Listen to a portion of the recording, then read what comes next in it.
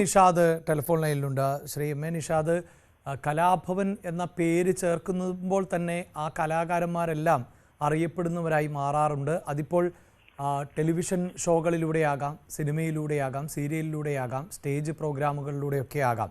ഈ എല്ലാ മേഖലയിലും കൈവച്ച ഒരു കലാകാരനെയാണ് നഷ്ടമാകുന്നത്. എങ്ങനെയാണ് അദ്ദേഹത്തെ ഓർത്തെടുക്കാൻ പറ്റുന്നത്?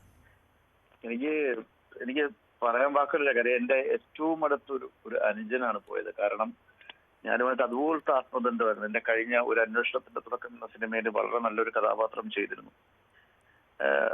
ഈ എല്ലാ ഒരു 3 ദിവസം കൂടുമ്പോൾ സംസാരിക്കുകയും മെസ്സേജ് അയക്കുകയൊക്കെ ചെയ്യുന്ന ഒരു ആത്മബന്ധം നവാസുമായിട്ട് എനിക്കുണ്ടായിരുന്നു. നവാസും രഹനയും കൂടി ഒരുമിച്ച് അഭിനയിച്ച ഇഴ എന്ന ചിത്രത്തിന്റെ റിവ്യൂവിന് കാണാൻ എന്നെ ക്ഷണിക്കുകയും ഞാൻ പോവുകയും ഒരു ആക്ടർ എന്ന നിലയിൽ നവാസ് ഒരുപാട് മാറി, ഒരുപാട് ഇംപ്രവൈസ് ചെയ്തു. ഇപ്പൊ തന്നെ ഉജ്ജ്വലൻ എന്ന് പറഞ്ഞ സിനിമയിൽ അവന്റെ പെർഫോമൻസ് അതിമനോഹരമായിരുന്നു. അപ്പൊ ഞാൻ പറയുകയും ചെയ്തു, ഇനി നിന്റെ ദിവസങ്ങളായിരിക്കും വരാൻ പോകുന്നതെന്നൊക്കെ ഞാൻ പറയുമായിരുന്നു. അപ്പം എനിക്ക് പറയാനുള്ളതെന്ന് പറഞ്ഞാൽ ഞാൻ കണ്ടതിൽ ഏറ്റവും നല്ലവനായ മനുഷ്യൻ എന്ന് വേണമെങ്കിൽ പറയാം. ആരെയും വെറുപ്പിക്കാതെ, ആരെയും പ്രകോപിപ്പിക്കാതെ ഇത്രയും സ്നേഹസമ്പന്നനായിട്ടുള്ള ഒരാളെ ഞാൻ മലയാള സിനിമയെ കണ്ടിട്ടില്ല. നവാസ് ഒരു അതുല്യ കലാകാരനായിരുന്നു, ഒരു നടൻ, മിമിക്രി ആർട്ടിസ്റ്റ്, നല്ല ഗായകൻ. ഒരു തരത്തിൽ പോലും നവാസിനെ ഒരു കാര്യത്തിനും മാറ്റി നിർത്താൻ പറ്റില്ല. നല്ലൊരു കലാകാരൻ മാത്രമല്ല, നല്ല മനുഷ്യനുമായിരുന്നു. എന്നെ സംബന്ധിച്ചിടത്തോളം വ്യക്തിപരമായ ഭയങ്കര നഷ്ടം തന്നെയാണ്. എനിക്കത് താങ്ങാവുന്നതിനപ്പുറമാണ്, പറയാതിരിക്കാൻ പറ്റില്ല. ശ്രീ നിഷാദ്, താങ്കൾ സൂചിപ്പിച്ച പോലെ ഈ മിമിക്രി രംഗത്ത് നിന്ന് വരുമ്പോൾ തന്നെ പലപ്പോഴും അവർക്ക് ലഭിക്കുന്ന കഥാപാത്രങ്ങൾ അങ്ങനെയാണ്. പ്രേക്ഷകരെ ചിരിപ്പിക്കുക എന്ന ഉത്തരവാദിത്തമാണ് അവരെ ഏൽപ്പിക്കുക. അത് ഏറ്റവും ശ്രമകരമാണ്. പക്ഷേ പിന്നീട് പലരും ഈ പ്രധാനപ്പെട്ട ക്യാരക്ടർ റോളൊക്കെ ചെയ്ത് വലിയ മാറ്റമൊക്കെ പ്രകടമാകാറുണ്ട്. താങ്കൾ ഈ സൂചിപ്പിച്ചതുപോലെ ഒരു പക്ഷേ അങ്ങനെ ഒരു പാതയിലേക്ക് വരുന്നൊരു സമയം കൂടിയായിരുന്നു എന്ന് തോന്നുന്നു. അതെ, തീർച്ചയായിട്ടും.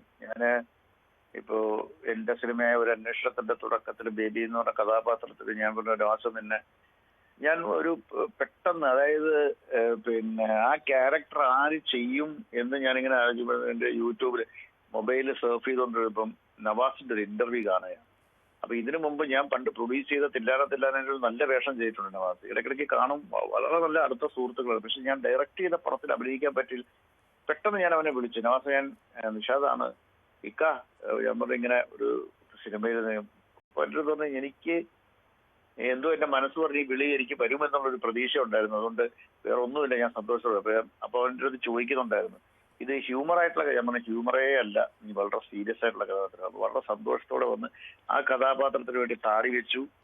അപ്പൊ ഞാൻ പറഞ്ഞു എനിക്കൊരു കണ്ണാടി വേണം, ആ കണ്ണാടി വെച്ചു. അപ്പൊ അത്രയ്ക്ക് സിൻസിയർ ആയിട്ടാണ് ഒരു സെക്കൻഡ് ഒരു ഫേസ് ആയിരുന്നു മലയാള സിനിമയിൽ നവാസിന്റെ. അത് ഒരു ഫോൺ കോളിനപ്പുറം ഏത് നിമിഷവും സംസാരിക്കാൻ പറ്റുന്ന ഒരു സഹോദരൻ, ഒരു സുഹൃത്തല്ല, എന്റെ സഹോദരൻ എന്ന് വേണമെങ്കിൽ എനിക്ക് പറയാം. എനിക്ക് തീരാ നഷ്ടം തന്നെയാണ്. എനിക്ക് സത്യം പറഞ്ഞ വാക്കുകൾ പോലും ഇല്ല. എങ്ങനെ ഞാനിത് എനിക്കറിയില്ല, ഇത് താങ്ങാൻ പറ്റുന്നില്ല എന്നുള്ള സത്യം. വളരെ നന്ദി ശ്രീ എം എ നിഷാദ് പ്രതികരിച്ചതിന്. സൂചിപ്പിച്ചതുപോലെ ഒരു നല്ല മനുഷ്യൻ കൂടിയായിരുന്നു, നല്ല സ്റ്റേജ് പെർഫോമർ ആയിരുന്നു. അതിപ്പോൾ പലതരത്തിലാണ് ഈ ട്രൂപ്പിൻ്റെ ഭാഗമായി ഗാനങ്ങൾ ആലപിക്കുന്നത് നമ്മൾ കേട്ടിട്ടുണ്ട്.